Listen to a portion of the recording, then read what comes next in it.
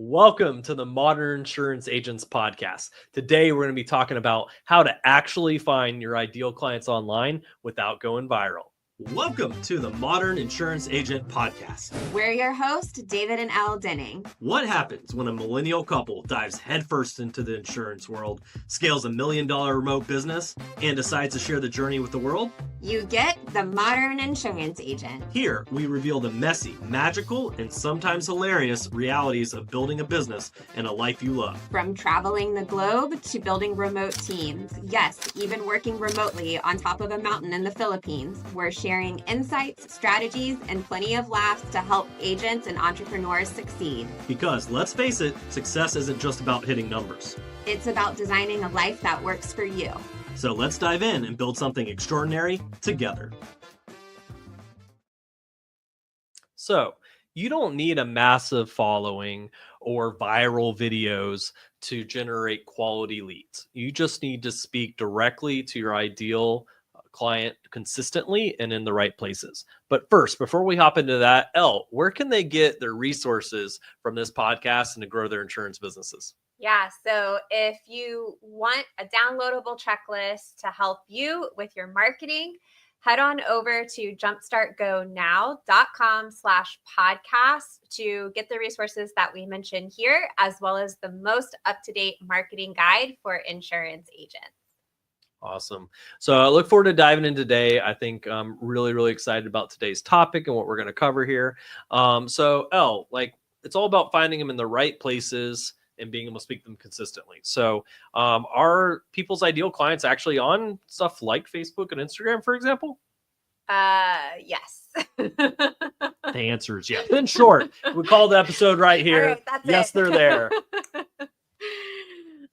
Yeah, absolutely. I think that a lot of people do know that they can reach their ideal client on social media.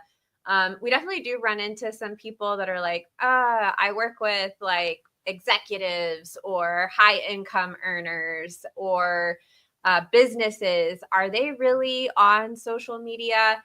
And I see you nodding your head. Yes, they are on social media. And we actually talk about how social media gives you more of an opportunity to connect with people because you're actually bypassing resistance through gatekeepers, which if you are going through more traditional methods of maybe cold calling, stopping by offices, you're going to hit a lot more resistance than social media, where you can go exactly to your target audience and where they're already spending their time online. And in reality, we have hundreds and hundreds of examples of clients we've worked with that show this exact strategy works. Their clients are on social. They can leverage going exactly where their audiences are hanging out, talk to them, connect with them, build referral partner relationships, all right there. And so that's what we really want to dive into, show that it's possible to get hundreds of prospects, hundreds of referrals from connecting through social media for leveraging it for your business. So that's what I want to talk about today. I think a lot of people are maybe scared, maybe hesitant, or people just using that for politics and puppies. And we're going to talk about how can I use this and have fun with it for growing and scaling your insurance business. I love it. So first step to this, David, and it's a lot of times the hardest step for people. But what do people really need to do is that first thing if they want to get started with reaching their market on social media? Well, the very first thing is knowing what that market is in the first place, right? It's really hard to reach a specific target market if you have no idea what that is. And I think that is, like you said, one of the biggest challenges, Elle. Like, I think one of the first things anybody new to sales or insurance really thinks is like, I want the most broad audience as possible. I want to be able to help anybody with anything. So everybody is a client or customer. And that is the worst approach you could ever take. And I get it. Right? You don't want to feel like you're limiting opportunities, but in reality, you're actually hurting yourself by not having a target audience that I'm going after. Because at the end of the day, you have the whole world's a dartboard, but you have no idea if you're actually hitting anything, right? So, Elle, can you talk a little bit more on what that means, like when agents have no target market and that kind of fear I think they have of defining something? Yeah, I think it's actually comes from a scarcity mindset of like, well, if I don't make my messaging super broad, then I'm going to miss out on opportunities. Instead of actually doing a little bit of research on a target market, and we usually have our clients do an exercise, and that's just to like Google their target market. Like, how many parents are there in the state of Ohio, or homeowners in the state of Ohio? If, like, parents and homeowners is your demographic and you live in Ohio. I'm just giving you that as an example. Or, hair salons in your cities, things of that nature. We actually have them Google to see if they can put some numbers, and we just ask them, like, if you could just capture 1% of that market, because usually this number, if it's not in the hundreds of thousands, it's sometimes in the millions, depending on how big of an area you're really looking to work with. Because if you are looking to work with everyone, and in the US, like, you're looking at billions of people, to potentially work with. If you're looking worldwide, millions in the US. So you want to actually do a little bit of research on how big your target market is, and really just think, okay, if I just captured a small percentage of this, 1%, a half of a percent of this market, would that be a big enough market? And usually the answer to that question is yes, it would be.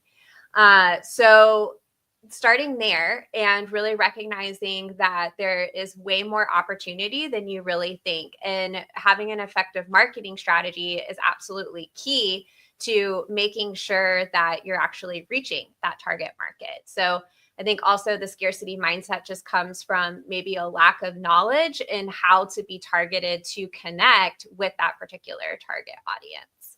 Absolutely. And like a specific example I can think of, and I think I got these numbers right, is a client of ours focuses on writing IULs for commercial truckers, right? And a lot of people are like, wow, that's such a defined audience. Like, you're completely limiting opportunities. When we looked up, it's like 3.5 million commercial truckers in the US. It is a huge audience, plenty of playing room. It feels niche, but it isn't, meaning as far as not enough opportunities, there's tons of opportunities.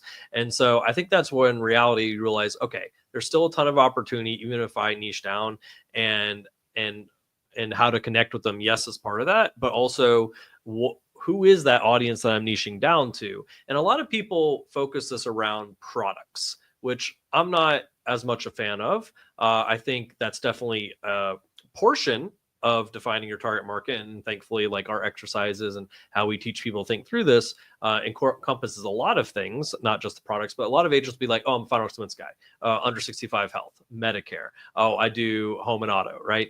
And it's like, okay, that's putting yourself in a very closed box, right? I'd rather focus on the audience and be able to help them with what I have to help them with, but that means they're coming to me, and I have referral partners that can help them with those other things, and I can tie all these things in together, which is more of an opportunity. So it is, what products do I have, but also, a bit of me comes into play there. Even better if I connect with people that either based on my background or passions or interests or other things that I can connect even easier with as a part of that too. Location's a factor, but like I said, one of the nice things today, and especially with being able to leverage things like social media and being able to do e-signatures, is you can write insurance pretty much anywhere. So my audience can be even larger than just my local area as well. But as I think through this target audience, I can be like, okay, I do final expense. Maybe I'll eventually get into Medicare, seniors. That's still pretty big, but I want opportunities to be able to write the grandchildren, because I know seniors are some of the biggest buyers of insurance. And I also, like, personally am into fitness and pickleball. Cool. So I want to focus on senior couples that have grandkids that are big into fitness and the futures, living longer and spend more futures with their grandkids. Cool. Now I can end up connecting with them through things like, fitness communities and Facebook groups and other things on things I enjoy, like pickleball. And I can write their final expense. I can refer them off to a Medicare agent until I do it. And then I can get referred down to their kids through their IOLs, mortgage protection, ACA. But just because I limited it to an audience doesn't mean I'm limiting on the products and the things I can help them with, or being able to help others with that too. So that's kind of how I think through it. Yeah, absolutely. And it's important to really recognize that why this is effective. So Broad marketing simply doesn't work, especially for small business owners or the person that maybe is limited on marketing funds as well as resources in the form of time. Like, I think a lot of times we look at these massive companies and that have millions of dollars that they're putting into their marketing every single year, and we're comparing ourselves to them of that, maybe they're not as specific on a niche. But they also have way more resources to be able to reach and communicate with more people. So when you're really focusing on a niche, it actually allows you to be way more effective with your time and your money and your energy. It also has a psychological benefit to it as well, in that marketing and sales is essentially psychology. Like, if we can understand how people think and ultimately what their reasoning is behind why they make the decisions that they do, then we are able to really tap into that. And that gives us an advantage. So there's actually biases that people have when they're scrolling on social media, that when they see something that feels specific to them, it stops the scroll. And they're also more likely to consume that content because they're like, oh, this is like me. It's kind of like being at a party and there's lots of people talking in the party. Maybe there's like a lot of background noise. But all of a sudden, if you think that you hear somebody calling your name from across the noisy room, you're going to hear that person calling your name because it's specific to you. The marketing works exactly the same way when you're scrolling on social media. If it feels relevant to you, it's like somebody shouting your name across the noisy room. It breaks through that noise and it causes people to pay attention. The brain is a pattern matching machine, right? Yep, exactly. So I love the example that you gave as far as the grandparents that are active in pickleball. What are some other micro niches that people can tap into? Maybe they're like, I have no idea who my niche might be. Yeah, grandparents raising grandkids, young families with no time to research on solutions. Especially, I feel like that could be really tough with like health insurance. Like, what all do I need? Yeah. Kids, what's going on? Who's, a provider that's covered? All these things. Like, that's where an agent absolutely provides a lot for a very busy family that's just worried about keeping their kids alive versus like doing a lot of research that when your kid is swinging off the walls jacked up on candy. Good luck trying to do research. Even the senior that or the person that's getting ready to go on Medicare. I think just health insurance, Medicare, all of these options are just so overwhelming for people that there is such an advantage to working with an agent that can really speak again to that person's specific situation and make them feel understood. How do you stand out in a sea of other agents? You speak directly to your target market and you're able to cut through the noise for them and simplify things. The brain does not like to burn calories. Our brains like to be able to clearly understand information and like take that information and convert that into something that we understand. So the clearer that you are in your marketing, but also in your sales strategy and your presentations and your communication with your clients, the more likely you are to not only attract the attention of your ideal client, but also to win the sale because you are being very clear and effective in your communication. You're not making your prospect do the work and trying to figure all of this out on their own. Another thing with going back to the psychology thing is that people like the illusion of having options when in reality, they don't want to make the decision. They want somebody to make the decision for them. That's where you come in as in the expert side of this. And it all starts with your marketing. Again, going back to having that niche that you're speaking to.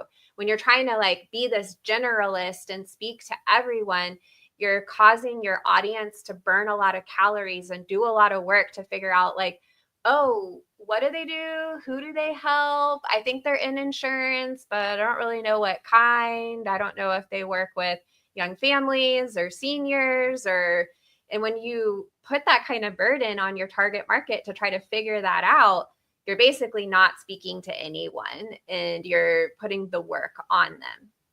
So it's a huge, huge advantage to you to really start thinking about yourself as that expert to a particular group of people and really tailor your marketing. Go all in on that particular niche, because you're not only going to stand out, but you're also likely going to find that it improves your conversion rate because you're an expert and a specialist that can make targeted recommendations to a targeted group of people. Make it simple and clear. Don't make your clients burn calories thinking of what you do, right? Leave that to the fitness coaches. We want to keep them nice and fat so we can insure them, right? Just kidding. Anyways, so yeah, pick one person that you can help and start there, right? And the nice thing about having a specific target audience and niche is it helps me be able to know their pain points, know how I can help them, know all about them. That helps people know that I know this audience very well and specialize in helping them. So it makes it easier for them to send people to me or to come to me themselves for that. But the nice thing too is it can lead into all kinds of things, because when you have a particular target audience, you know that audience well, all of a sudden you have people reaching out that also work with that audience, potential referral partners, or to even invite you to talk to that audience on podcast, on stage, right? Submit an article on a magazine that targets that target audience as well. Lots of these things come out of that. So it's way more beneficial, once again, to have that target audience because it makes everything else simpler and easier. Doesn't mean it can never change. Doesn't mean I can't ever add additional target audiences. But I tell you, that's the first place to start. If you don't have and can very clearly one sentence say who you help, then that's something that's a challenge that you guys should put in place to go through and define that target market for yourself. So say we've done all that. Say we've defined our target market. And I think that could be a whole podcast by itself of going through defining it, which we'll do in a future one maybe. But the next step is I need to go find out where they're at, right? Yeah. Like I have a target audience, but where the heck are they? Like I'm looking around trying to find them. How do I get to them and how do I find them? Yeah, so picking your platform is really key with this. For a lot of our clients, we'll typically actually recommend Facebook as a very good one because your largest kind of group overall and largest spectrum of people are going to be using Facebook. We also work with a lot of clients that are looking to connect with more a senior audience, people that are 55 and up, and they're going to be using Facebook as their primary social media platform. But for people that are looking to connect with younger people, so maybe they are millennials or Gen Z, Instagram and TikTok can be really good platforms for connecting with them. But your millennials are also going to be using Facebook as well because they grew up with Facebook. And overall, Facebook has the most active users with over 3 billion people using the platform every single month, which is just astounding. But even within the platforms themselves, thinking about where to connect with people, we like Facebook groups a lot. Facebook groups are going to be great, especially for communities. And also, like David mentioned, pickleball earlier, like there's Facebook groups around certain hobbies and interests. So groups help you actually connect with your target audience and to find them faster. But you do want to do some research about this and also think about, I also like to ask people, where do you like to spend time? Where do you like to consume content? Because it's going to be easiest for you to create content for a platform that you're already consuming the content on because you're seeing it, you're already consuming it, you already know kind of usually the style of content that performs well there because you're already the user. So that can be a good place to start as well. Where do you spend your time? And also doing that research on where your particular target audience is spending time online as well. Absolutely. And I don't think we can overemphasize how important like Facebook groups are, for example, with that being like, it's the only platform on Facebook that has something as powerful as Facebook groups. There's a couple others like LinkedIn has fit groups, but nowhere near the same amount of activity, engagement, and people using it daily like Facebook. So with that, the more I know about my audience, the more I can use those to connect with them. If I know things they're passionate about, what they have in common, things they want to learn about. Once again, marketing 101, like if I know my audience, I can find them, I can help them. And so there's groups based around interests, like Elle mentioned, and pickleball, but there's groups based around location. Maybe I only work face to face and locally. Cool. Then I want to make sure I'm a part of local groups for my city, neighborhood, county, things like that as well. But also, if I know professions, if I know I work primarily with contractors and they make great clients for me, especially maybe roofers, then I'm going to be in groups that are targeted in and around roofers, whether it's for roofers or for people that work with roofers as potential referral partners, because I can find both clients and referral partners out of this too. So I just really want to emphasize, like, make it a little bit easier for yourself to find people online, which if you know about them, you can find out where they're at as well. So not that Facebook group's the only platform, but like Elle mentioned, it is about 90 to sometimes even 95% of our clients, like it's the primary platform they can use, leverage, put in place. It's also one of the more simple and easy ones to leverage. But once again, based on the audience, it could be different platform. I love TikTok personally. It's a fun platform. It's fantastic, but certain audiences definitely are on there using it. Plus it can take a lot more work sometimes on there. So keeping stuff simple and easy for people to make sure they do it and get results for the business is a good, simple first step as well.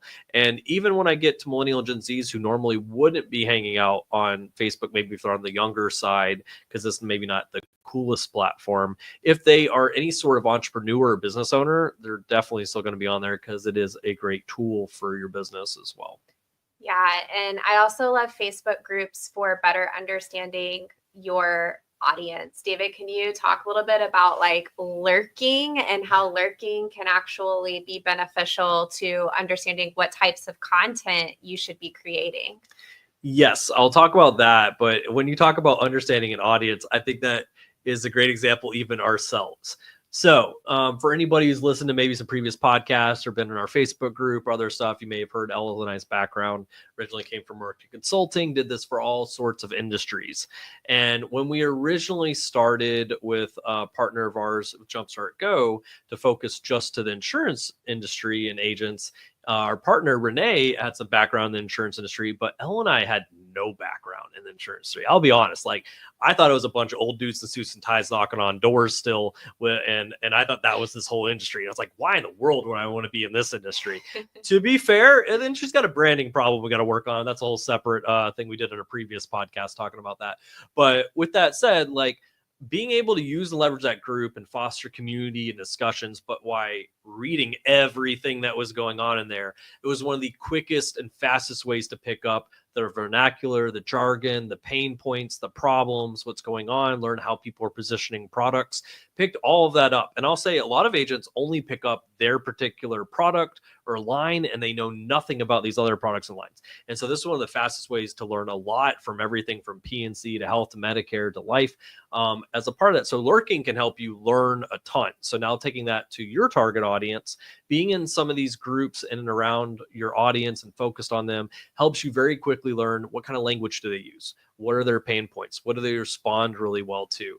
They seem to really like video. They seem to hate giant blocks of text because, let's be honest, people are lazy. They don't want to read that in the first place.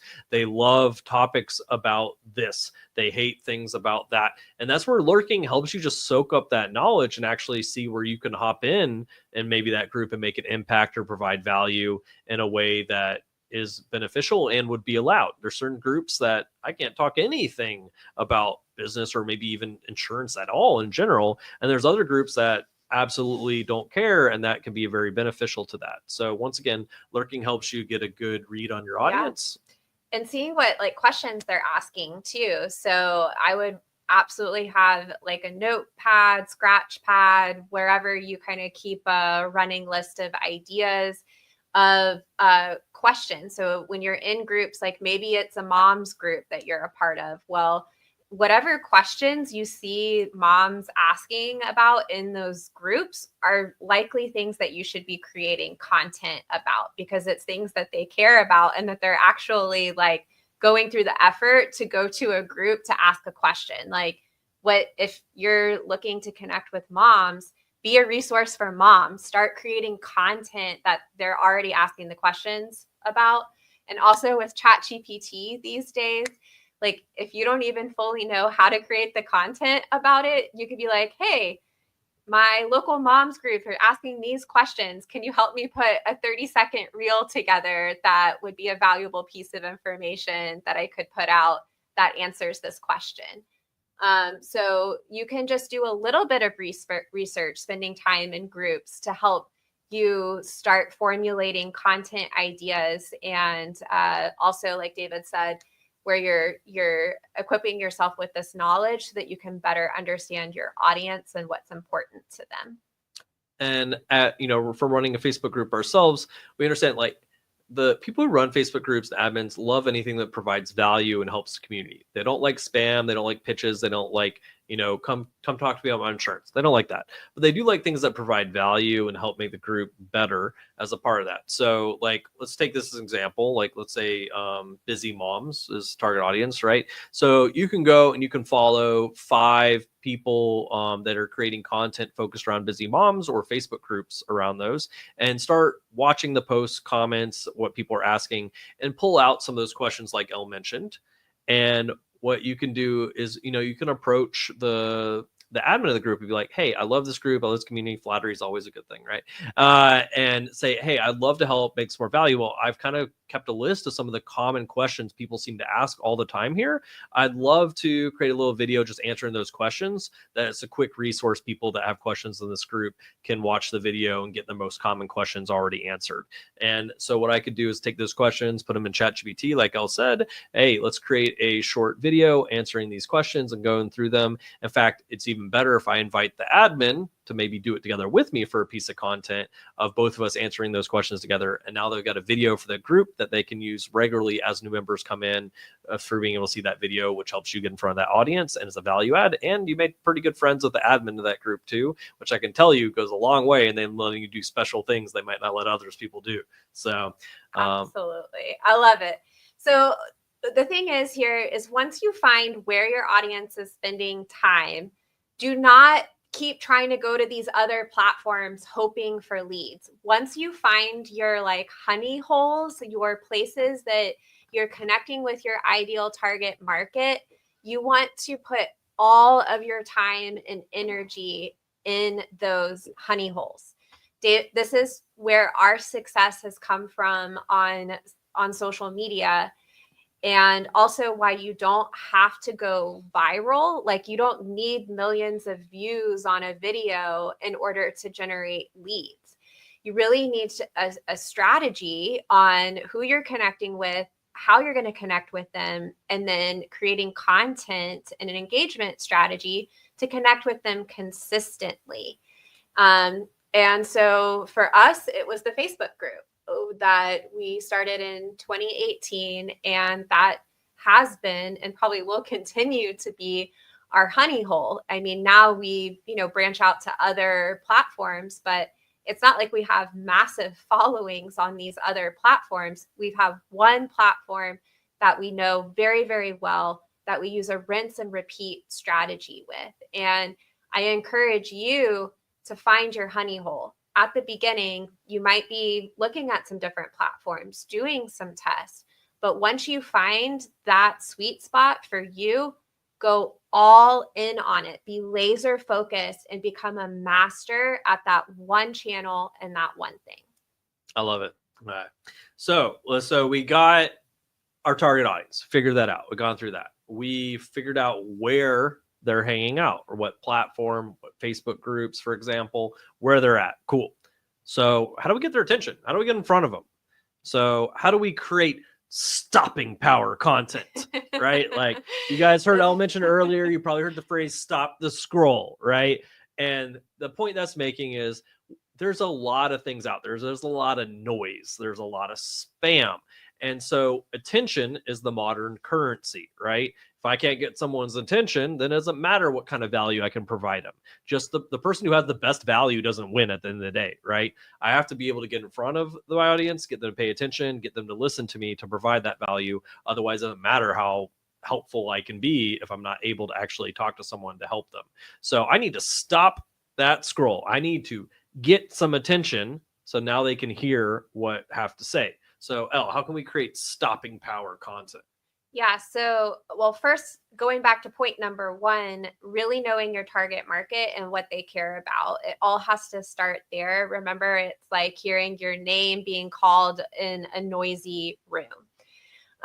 So really, and again, doing that research on like what are questions that they're asking. And I think that there's also this kind of trend that's happening on social media, and it might not be a new trend, but it's just something that I've really noticed about content that does end up going viral. It's like people are always looking for that validation, like that there are other people like them, and what they're really looking for and is like almost that they're not weird, they're not alone. It's a very human thing that we want that sense of community, and we want to know that there are other people like us.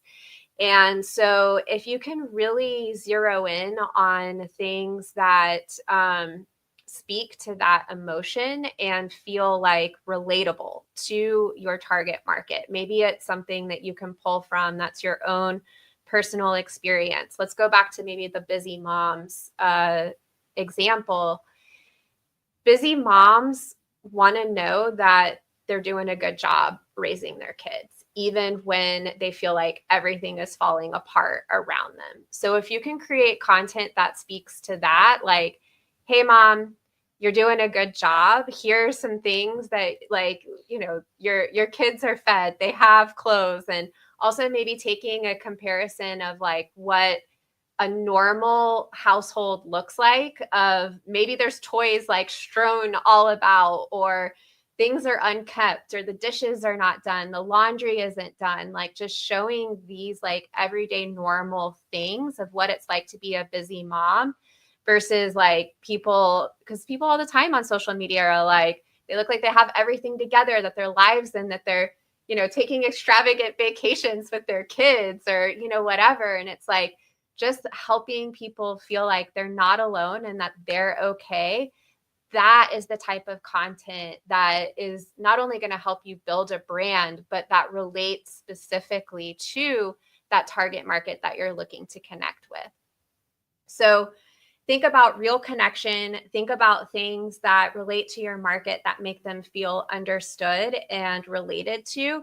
And then you also want to think about how you can educate your audience in a way that, again, comes from this place of connection, and like you're that helpful guide, but ultimately they're the hero of the story here. You really want to veer away from things that make people feel guilty or shameful, or like they're not doing a good job. Like David and I call this out a lot. David, what are the like top 2 or 3 posts that you think are like the worst posts, the most cringe-worthy post that you see insurance agents make? Did I put you too much on the spot? Yeah, I mean, you have insurance on your phone, but not on your life. Yeah. So like making people feel bad about not having insurance, right? Like you're spending on a cup of coffee each day, but you're not protecting your family and their lives, right? Yes. Stuff like that. You know, why making an important point is not helping your relationship with that prospect. If anything, they might be like, yeah, life insurance support, and then go buy it from someone else that doesn't make them feel bad. So you're kind of shooting yourself in the foot as a part of that. And honestly, if I don't have trust rapport, even if I say something like that, it's not really going to hit or be that effective anyways. So, so at the end of the day, once again, it's psychology, right? Like you don't walk up to someone and say, you suck, you're terrible, and be like, hey, why don't you become a client of mine? Right? Like it's the same thing with social media. You got to think of how you approach it. And I honestly just think it's agents frustrated. They're not sure what to do. They're frustrated. Yeah. Why aren't people listening? Why aren't people buying from me? And they're like, man, you're spending on your phone, but not your insurance business. And it's just them taking their frustration out.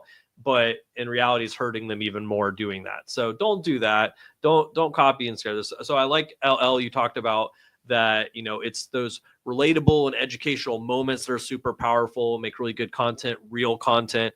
I thought you were going to say that it needed to be like some insurance dance or, an insurance thirst trap to grow their business. But, in reality, it doesn't need to be that, right? So is so in reality, creating real content goes much further, is much more impactful. Yeah, we can have some fun and stuff as well. If you want to make an insurance dance, create an insurance dance. I don't know what that looks like, but challenge to you, show me your video, send it over to me. I'll take a look at it. But with that, so relatable moments, educational, and education plus emotion plays into that as well. And that's some of the stuff we love, especially when it comes to anything business related content.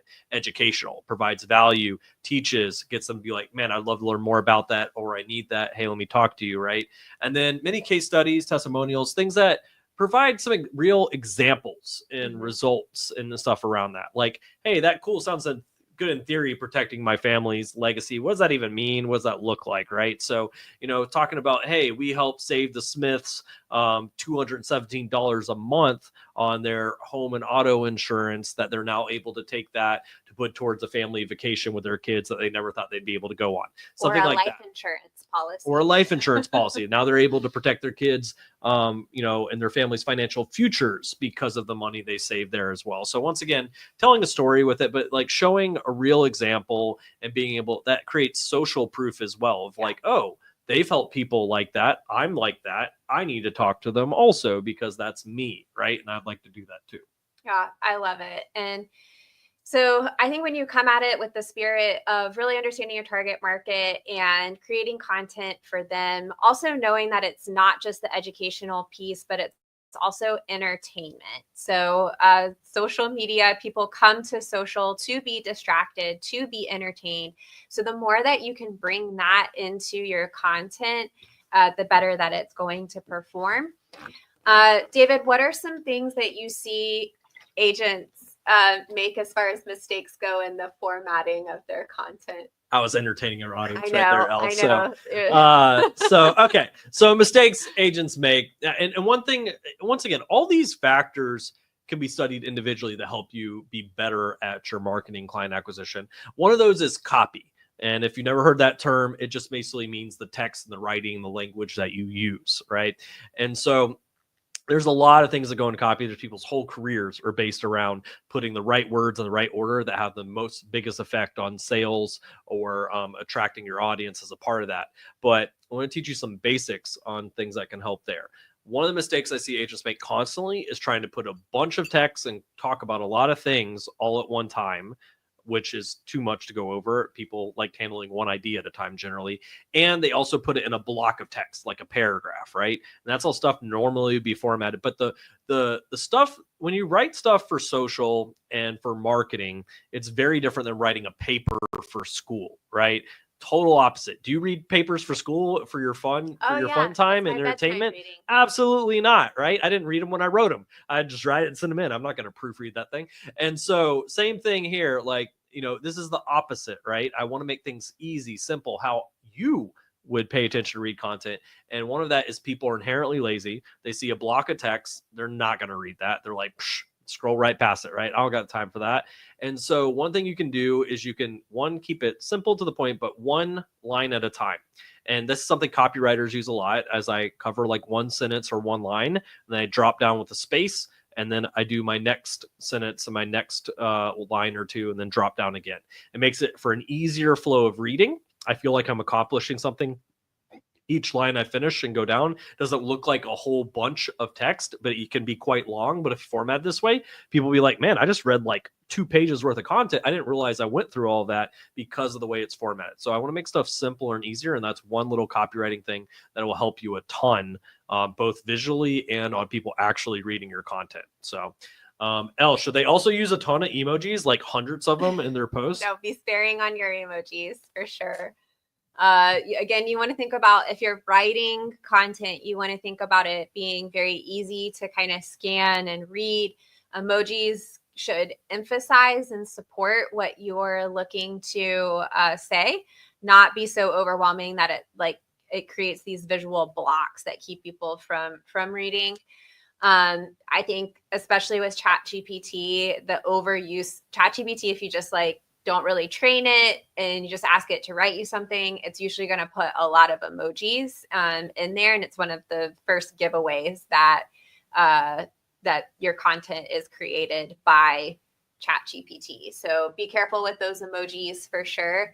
Also, just know that sometimes your interpretation of an emoji isn't always everyone's interpretation of. Wait, I just put I like eggplants. Was that not appropriate use of the emoji? Guys, be careful emojis. If you're not up to current lingo and trends, you can get yourselves in big trouble, right? So just kidding. I use some emojis anyway, so I use it as part of my writing. My AI knows that I use it some. I did have to pull it back because it wants to use a ton for some reason, AI. So that is, yes, definitely a giveaway.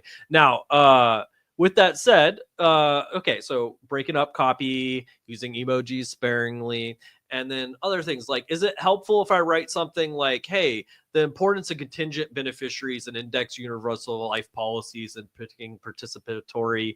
I don't even think you can get all of that I out. can't even say that, right?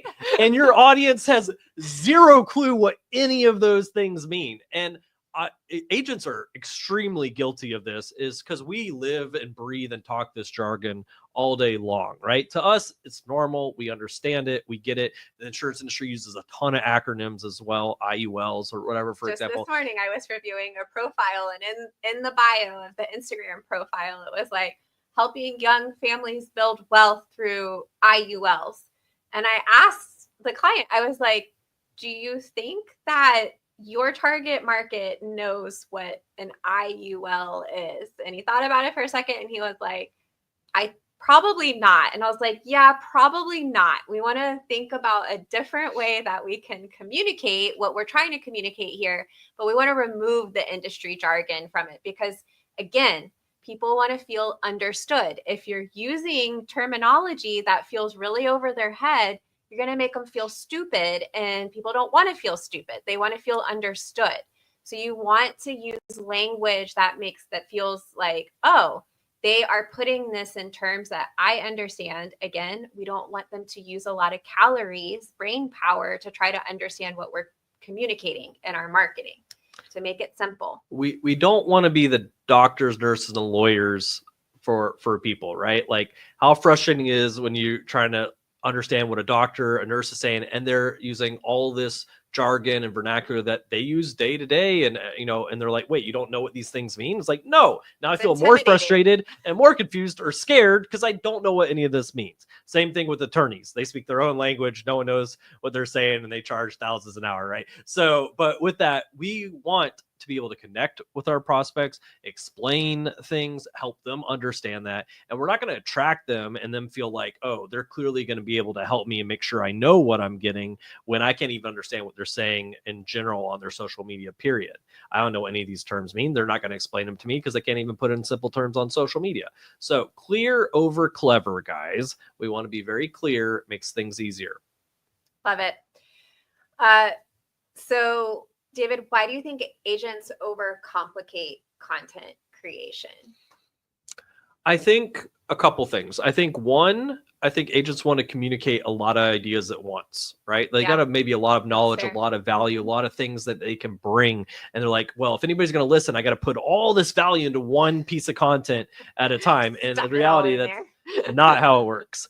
You get a short attention span, if any, initially, if people have no idea who you are, have never connected with you, you haven't built any trust or rapport with them, you have a very limited amount. So I got to use that amount to catch attention, build a little bit of trust. So now they'll listen a little bit more to me, right? So if I say, oh, here's an hour-long thing on how IULs can benefit you, and they've never seen me and stuff at all, they're not going to sit and watch an hour-long thing. They're not going to watch a 5-minute thing, right? And so this is where I've got to realize, like, sometimes communicating one idea at a time and making that clear and attractive and important to them, and then communicating the next one is more important than trying to stuff it all into one.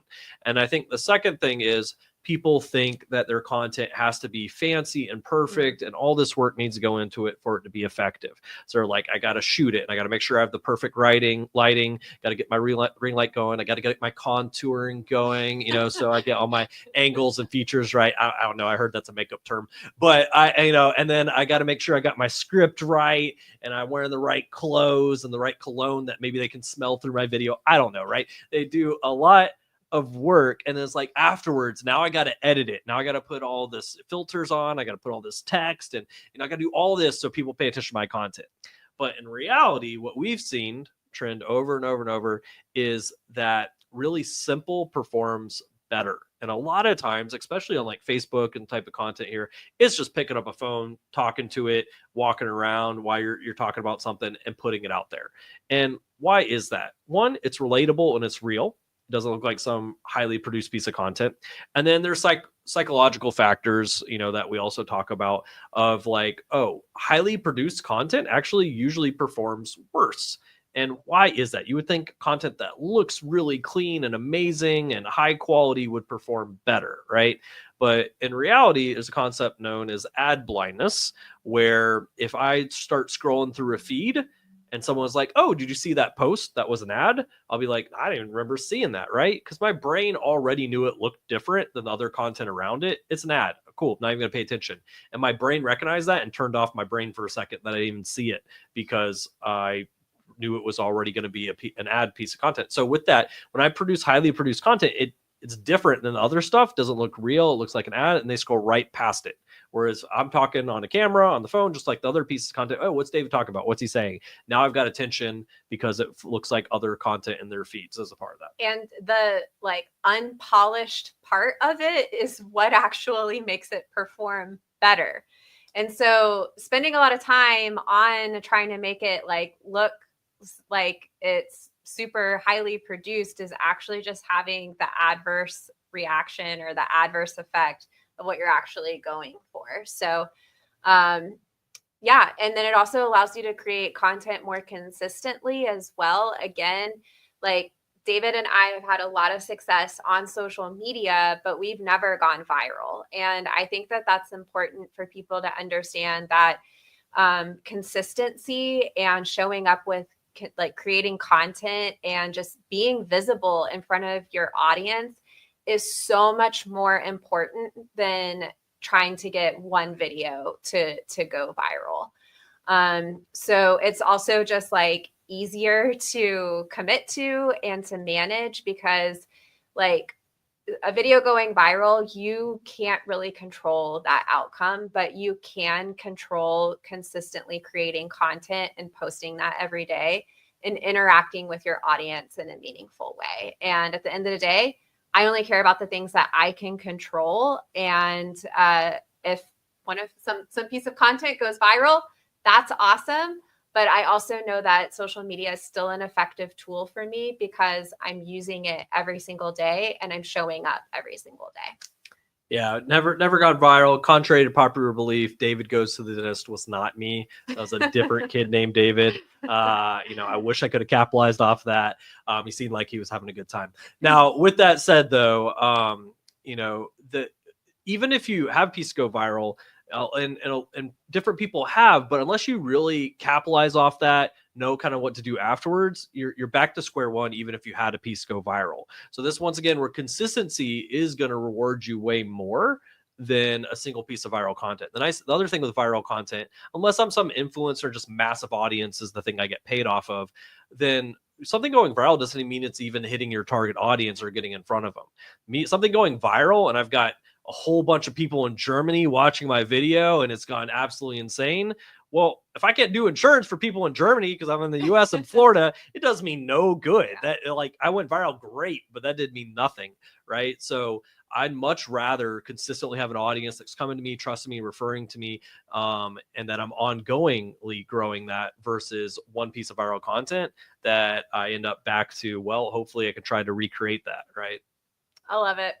All right, David. So we are rounding out our segment here. I would love for you to talk a little bit about like why the heck we do this to even begin with. We've talked about creating social media content. We talked about defining the audience, where to find them. But at the end of the day, all this work, it doesn't mean anything if it's not actually converting into conversations, direct messages, and actual opportunities. So, David, how do we turn all of this work that we're doing into social media into actual conversations or booked appointments? Yeah, and I think this is a common challenge that we address with like clients as well. Like they think social media initially, and a lot of people do, is like, oh, okay, I put the right amount of a perfect amount of content, right audience, find out where they're hanging out, and put that up there, and then all of a sudden I'll get raining down calls. They have no idea what my number is or how to reach me, but all of a sudden I'll just start getting calls and sales off of that. In reality, the reason that we do this is to move this into conversations that we can now do appointments and we can talk, set up referral partner relationships because of that. So I got to move it from content and comments off of that into actual conversations. And that's the next step. That's the most important step, because if I'm not doing that, then it doesn't really matter if I got attention or provided value. And so this is, yes, I want to move things into like direct message and then move into phone calls or like scheduled Zoom calls or appointments or even in person. But I want to be able to move that interest and that value I've provided through my content. So one of the easiest ways to do this is, one, I want to interact with the actual engagement that I'm getting. If they're commenting on my post and things I'm putting out, I want to engage with those people who've already taken the time to express interest. It takes a second to pay attention and write something back. Like most people just go on about their day. So if they're willing to do that, they've found some value or willing to express some sort of interest in that. I want to respond back, ask them a question, get a little bit almost of a convo going there. Hey, I'd love to continue this further. I'm going to shoot you a message. Cool. Yeah, that sounds good. Shot a message. Now I'm talking to them in chat. Now I can book an appointment from there.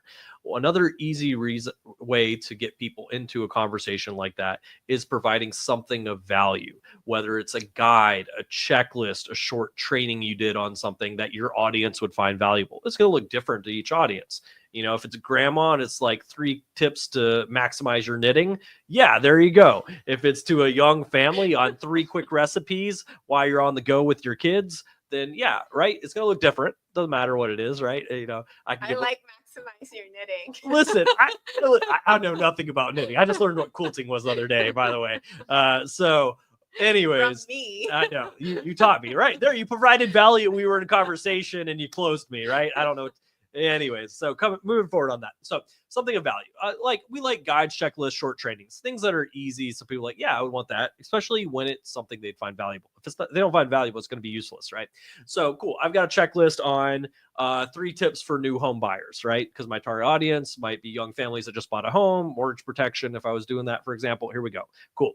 So I got this checklist and I can do what's called a 2-step strategy and say, hey, putting together a guide on 3 tips for new home buyers, who wants a copy. And especially if I'm building up the right audience or I'm in a group of new home buyers, something like that. Yeah, I would absolutely love that. Hey, I'm in the process myself. Hey, my cousin's actually doing that right now. I'd love to get this over to him. Cool. And I just have them write a comment like me, letting me know there's reasons that I have them do comments for part of the engagement, the post getting pushed further, but sure, they've expressed interest there. And what I would do there is say, hey, Bob, happy to get that to you. Let me shoot that over to you in Messenger. Bob says, great, knows to go look in Messenger. I want to have the conversation in Messenger with him, not right there in the chat. And so I send over in Messenger. Now we're connected there. Hey, Bob, got a few more questions for you. Where are you at in the home buying process? Oh, just bought one recently. Oh yeah, I'd love to ask some questions about that. Cool. Let's hop on a call. I can move it to an appointment. I can continue the conversation right there in DM. If I'm busy, I'm on sales calls, I can come back later and then pick up the conversation, because that's one of the nice things about social media too. And so that gives me opportunity to have these conversations, move into appointments right there. I love 2 steps because of that. Elle, what else can they do as far as maybe creating regular content for their audience? Yeah, so the 2-step strategy is amazing for really getting people to put their hands up and saying, me, I'm interested in, I would say that's probably one of your most direct ways that you can generate opportunities directly from social media. And it's something that you really should have in your strategy to be doing at least once every 2 weeks, where you're offering something free of value and you're asking who wants it. And again, being intentional about moving that into conversation. But there's also a lot of really low pressure, non-salesy things that you can do to get into direct message with people. One of the things that we love on Facebook is just sending a happy birthday message to people. So Facebook lets you know when people are when it's their birthdays, and who doesn't like to get a happy birthday message? And if you're on Facebook, you probably have seen that now it makes it super easy to just like write on their wall to wish them a happy birthday, or on their feed. And I think I just had a birthday and there was like hundreds of people that wrote. Well, I don't even know all of the people that wish me happy birthday, but what I did see were the messages that came through. And sometimes people will send me like videos, or they'll like sing me happy birthday, and it's a little audio note. And that's something that I'm actually responding to, that I'm seeing, and that's going on my radar. So happy birthday direct messages, and then also people that are supporting your content. So if they're engaging with your content, you recently got connected. Social media isn't just the content, it's also building the audience. So you want to make sure that you're connecting with people on a daily basis, building your audience. And so if they're new to your audience, maybe you just became friends with them, or they're a new follower, reaching out to them and say, hey, thanks so much I'm so glad that we're so connected now. And then again, like David was mentioning, asking them a question that relates to them. Check out their profile. Hey, I see that you're located in Chicago. I hear they have great food there, or I've always really wanted to go. Do you have a favorite restaurant? I don't know, something like that. You're just moving it into conversation.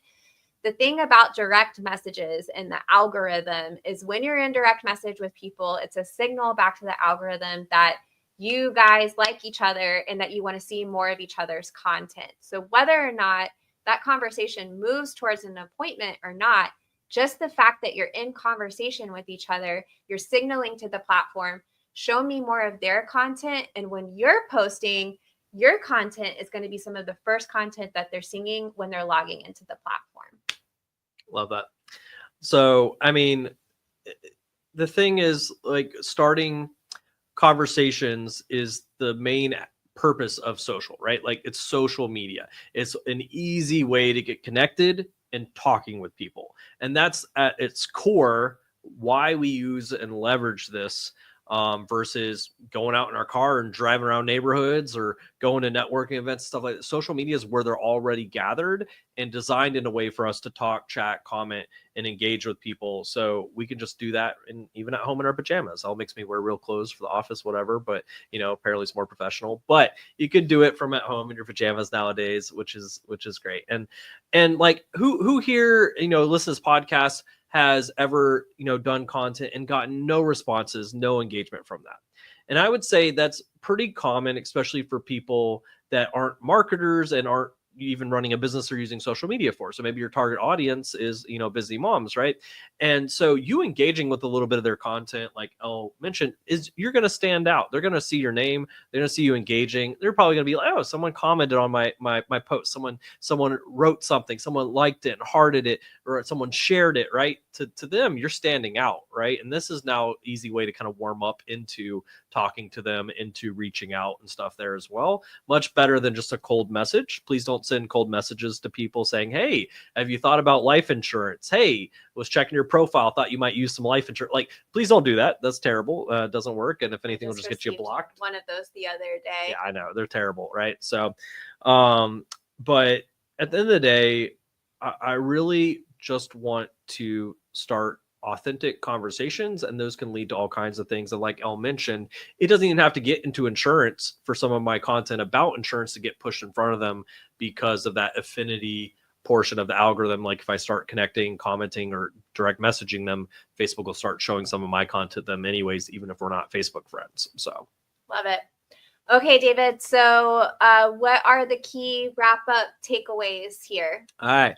Number one, know your target audience. Know who am I able to help the most? Who do I want to work with? Who do I want to be known for being an expert in that area that I want being sent to me or coming to me? Define that target market. Take some time. It's not a quick, easy thing because I'm not going to define it around my product. I'm not just going to say, oh, final expense, mortgage section. I'm going to actually define a real target audience that allows me to either help them a lot of ways or have referral partners for things I don't do. And that's going to make it very valuable. So take some time to think through, define your target market. It'll be infinitely helpful for these other areas that we're about to talk about. Love it. Number 2, hang out where they hang out. Go to them, find the platform that they're spending their time on. Definitely check out like Facebook groups, find communities where people are having conversations, and also use that as a basis to create content that speaks to your particular target market. Love it. Number 3, post for attention, not perfection. Right. I was always told I like attention. I don't see it, but maybe others do. Right. But with that, social media is our chance to get in front of people, get them watching, get them listening as a part of that. If I take too much time to try to make things perfect, don't even post them because I never got to it because I was kept on working on it, or like I just didn't feel confident doing it, then I get no attention and I get no progress. So consistency is worded way more on social than perfection. And in reality, most content has a life cycle of less than 24 hours anyways. So why would I spend more 5, 10, 15 minutes really on a piece if that piece won't even be seen probably after today anyways, right? So consistency over perfection, just putting stuff out, it will get better over time. I look at some of our original content. It was terrible, but the audience didn't care. They still like seeing us. They like the value. And then over time, we got better and better at what we did also. So same thing here. Starts with consistency.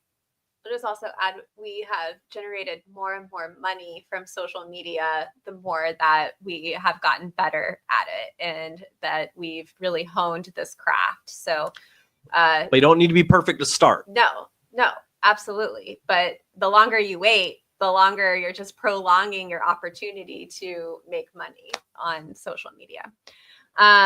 And then you want to use social media as a conversation starter as well. So think about it as like a way that you can get into those conversations, get into direct message, have more engagement. Again, it's a social platform. And also think about how you can connect with people in a real and authentic way versus, hey, do you need some life insurance? I saw you comment on my post. You need some life insurance?